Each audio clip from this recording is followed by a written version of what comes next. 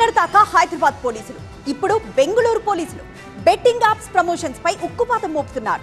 ఇన్ఫ్లుయెన్సర్లు, రీల్ స్టార్లకు నోటీసులు ఇచ్చారు. బెట్టింగ్ యాప్స్ ప్రమోషన్స్ పై తెలంగాణ పోలీసుల బాటలోనే నడుస్తున్నారు బెంగళూరు పోలీసులు. ఈ వ్యవహారాన్ని సీరియస్ గా తీసుకున్న కర్ణాటక పోలీసులు ఏకంగా 100 మంది రీల్స్ స్టార్లకు నోటీసులు ఇచ్చారు. వారిలో కొందరు ఇన్ఫ్లుయెన్సర్లు ఇప్పటికే విచారణకు హాజరయ్యారు. బెట్టింగ్ యాప్స్ ప్రమోట్ చేసినట్టు వారంతా అంగీకరించినట్టు చెబుతున్నారు పోలీసులు. మరోసారి బెట్టింగ్ యాప్స్ ని ప్రమోట్ చేయబోమని ఈ ఒక్కసారికి క్షమించాలని కోరుతూ పోలీసులకు లేఖలు అందించారు పలువురు యూట్యూబ్ స్టార్లు, ఇన్ఫ్లుయెన్సర్లు. మరోవైపు ఈ వ్యవహారంలో నిందితులకు కౌన్సిలింగ్ కూడా ఇవ్వాలని భావిస్తున్నారు బెంగళూరు సీసీఎస్ పోలీసులు.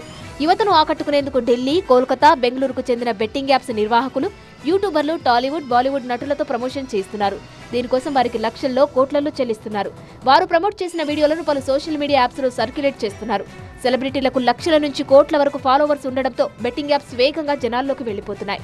అయితే బెట్టింగ్లకు బానిసై ఆర్థికంగా నష్టపోయి యువత ప్రాణాలు తీసుకుంటుండడంతో ఆ యాప్స్ ను ప్రమోట్ చేస్తున్నోళ్లపై పోలీసులు సీరియస్ గా దృష్టి పెట్టారు.